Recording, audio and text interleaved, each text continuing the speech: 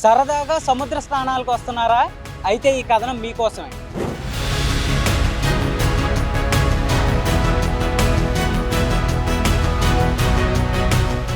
వైజాగ్ అనగానే అందరికీ ఫస్ట్ గుర్తొచ్చే డెస్టినేషన్ ఆర్కే బీచ్.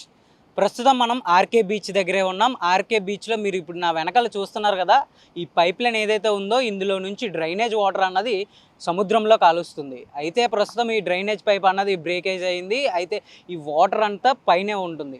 దీనికి సంబంధించి పూర్తి వివరాల్లోకి వెళ్దాం.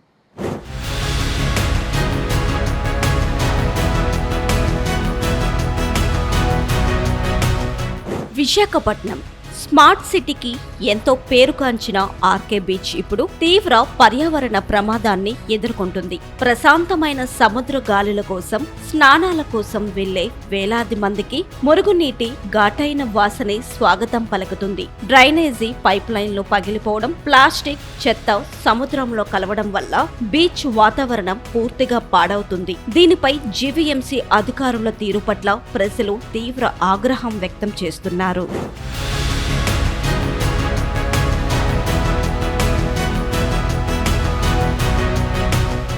ఆర్కే బీచ్ తీరంలో రోజు ఉదయం, సాయంత్రం వేలాది మంది సందర్శకులు ప్రశాంతంగా గడపడానికి వస్తూ ఉంటారు. అయితే ఇక్కడ డ్రైనేజీ కాలువలు, పైపుల వ్యవస్థ పూర్తిగా పాడైపోవడంతో శుద్ధి చేయని మురుగునీరు నేరుగా సముద్రంలోకి కలిసిపోతుంది. వర్షాలు పడినప్పుడైతే నగరంలోని చెత్త, చెదారం, ప్లాస్టిక్ సీసాలు నేరుగా అలల్లోకి కొట్టుకొస్తున్నాయి. అంతేకాకుండా అక్కడి కాలువల వంతెనలు దెబ్బతినడమే కాకుండా భూగర్భ కేబుల్లో కరెంటు వైర్లు బయటపడి తీవ్ర ప్రమాదకరంగా మారాయి.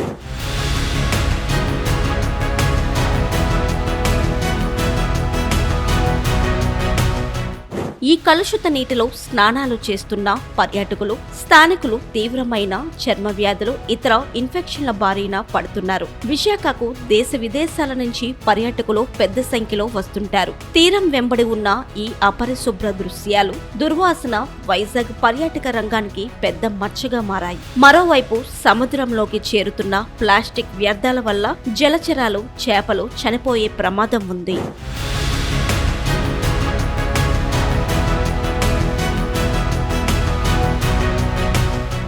ఏళ్ల తరబడి సాగుతున్న ఈ సమస్యపై జీవీఎంసీ అధికారుల నిర్లక్ష్యం స్పష్టంగా కనిపిస్తుంది. పాడైపోయిన పైపులకు వెంటనే మరమ్మతులు చేసి మురుగునీటిని సముద్రంలో కలవకుండా శుద్ధి చేసే ప్లాంట్లకు మళ్లించాలని ప్రతి ఒక్కరూ డిమాండ్ చేస్తున్నారు. అందమైన విశాఖ సముద్ర తీరం కాలుష్యంలో చిక్కుకొని పాడైపోతుంది. కేవలం మాటలకే పరిమితం కాకుండా జీవీఎంసీ అధికారులు వెంటనే రంగంలోకి దిగి పగిలిన పైపులను బాగు చేయాలి. సముద్రంలోకి ప్లాస్టిక్, మురుగునీరు కలవకుండా శాశ్వత పరిష్కారం చూపాలి.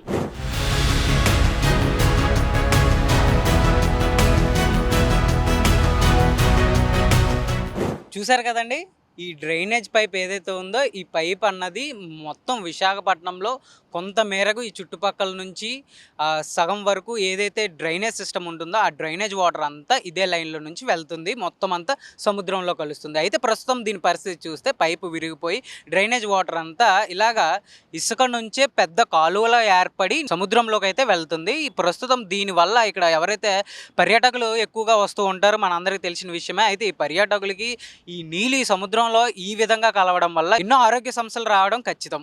అయితే దీన్ని పూర్తి స్థాయిలో నిర్మించి ఈ ఒక డ్రైనేజ్ సిస్టమ్కి సంబంధించి ప్రభుత్వం తగిన చర్యలు తీసుకోవాలి. జీవీఎంసీ అధికారులు దీని దృష్టి సారించాలని స్థానికులు అదేవిధంగా పర్యాటకులు కోరుకుంటున్నారు. వీడియో జర్నలిస్ట్ సతీష్తో Tarun, VBC on TV, Visakhapatnam.